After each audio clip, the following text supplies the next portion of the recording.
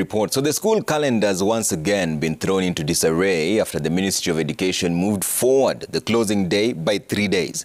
The Cabinet Secretary has reversed yesterday's directive that would have seen schools close on Friday. Instead, all primary and secondary schools have been directed to close on Tuesday to allow the IEBC to prepare the polling stations for next week's general elections.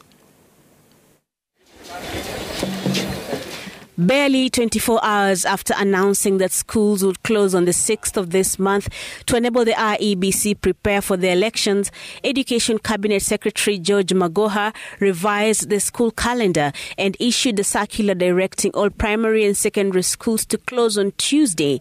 In a statement, the CES says, and I quote, "Following consultation, I hereby convey the government's decision on the immediate closure of all basic education institutions from Tuesday, August the 2nd until Wednesday, August the 10th to ensure that preparations and conduct of upcoming elections is carried out seamlessly."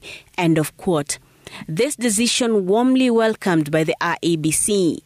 The Ministry of Education has finally announced the closure of schools to be tomorrow the 2nd, which now gives us the room to get into the polling stations, which most of them are in the primary schools.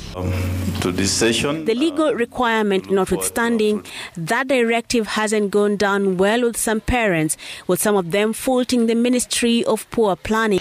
Angeonelea kwamba aweze kusema shule ifungwe tarehe 7 ama 8 kwa ajili watoto wanaendelea kupoteza mambo ya elimu. Tulikuwa tunajua baada ya miaka 5 tutapiga kura tarehe 9 mwezi wa 8 Jumanne. Kwa hivyo hata election pia ilikuwa kwa kalenda.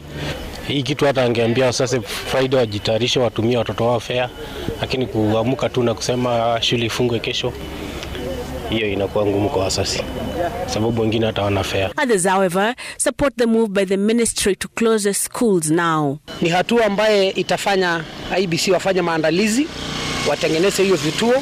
So mimi naunga kabisa mkono. Indeed, the IEBC's election plans include using 46,229 polling stations for the general election, a majority of them stationed in primary schools. The change of dates might, however, mean more disruptions to an already tight academic calendar that was only recovering time lost during the COVID-19 pandemic. The schools are set to reopen on the 11th. This will, however, depend on the outcome of the 9th poll. If an outright winner is declared, then the calendar will resume. If there's a runoff, the dates may change again. Brenda Wanga, Citizen TV, Nairobi.